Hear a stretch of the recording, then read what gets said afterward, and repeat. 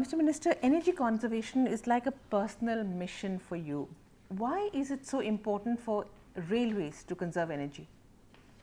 Railway is one of the largest users of electricity in the country or energy in the country also, because if you use diesel as a source of energy, and therefore it's a cost center. So when you use more energy, you are incurring more cost. So if and energy constitutes the second largest item of expenditure in the railways after the salaries and pension. So if you do not conserve energy, you are incurring more cost. So it's a economic issue. Secondly, railway has to be a responsible citizen of the world and of the country.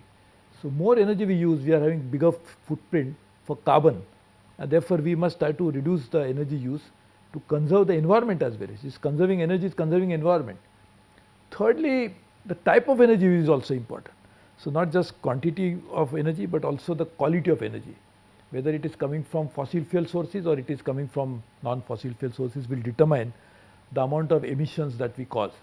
So therefore, this is something which is an issue which is a business issue, because its cost is related to it, but it's also a much larger issue of being good global citizen to ensure that we do not contribute to we contribute positively to the well-being of the society. So, the Indian Railways is a leader in energy conservation. Could you share some examples that have made you the leader? See, there are many areas in which we are trying to conserve energy. One is, let us look at it, what are the uses of energy. So, building is one of the major use of energy, where you use lighting. So, if you change the lighting by making LED and others, you conserve energy. It's also make good economic sense. The second big use is for traction, when you actually using it. So, there our department member electrical and his colleagues are trying to find out how we can even reduce the auxiliary consumption, how can you make that happen. Thirdly, if you look at generally this is a habit that we need to form. So, we are doing energy audits. By doing energy audits, we really find out the source of energy from where we are consuming it more. So, energy audit will reveal the possibility of saving. So, that's another means of addressing that issue. So, I think overall, if you go by the consumption pattern, and if you address each consumption pattern, that's the only way you can conserve energy, as well as do demand side management. That is very important. So, I think that we are still not started, but there is a scope to do that. Is could you change the administrative staff timing to match with the profile of peak and non-peak load? If you can do that also, you can conserve energy in a big way. So, demand side management, energy conservation are one of the two key components of addressing this big challenge of reducing cost as well as making a positive impact on the ecological footprint of the world. So, as a climate change champion and as the Minister of Railways, what is your personal vision? See, railway in any case a very environment friendly mode of transportation. It is far better than roads. It emits least greenhouse gases, it carries large number of people, and public transportation is the right way rather than having private transport. So, railway is definitely a much better environment friendly transport system. But if you are using the energy from the same fossil fuel sources, then despite being better in terms of mode of transportation, need not necessarily be the big contributor to the well-being of the environmental issues. So, we really need to find out what source of energy use. So, if you are using same diesel which others are using for cars, we are not actually doing a better job. So, therefore, we have decided to do both. One, increase the penetration of railways. As a society, that will be far better if you can move the goods as well as passenger transportation into the railways from roads. That's a positive contribution. Also change the energy mix. So, if you change the energy mix by getting solar and wind into the system, also do energy conservation. So, even that energy you are not using as much as you would have used otherwise, business as usual way.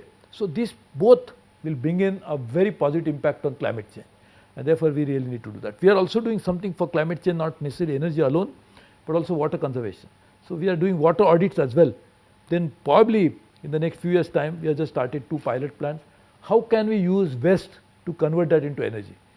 So, that was part of my budget speech. All this what I told you were part of the budget announcements which we are trying to implement. So, how do you see your personal legacy when you demit office? What would you have liked to see changed in this area?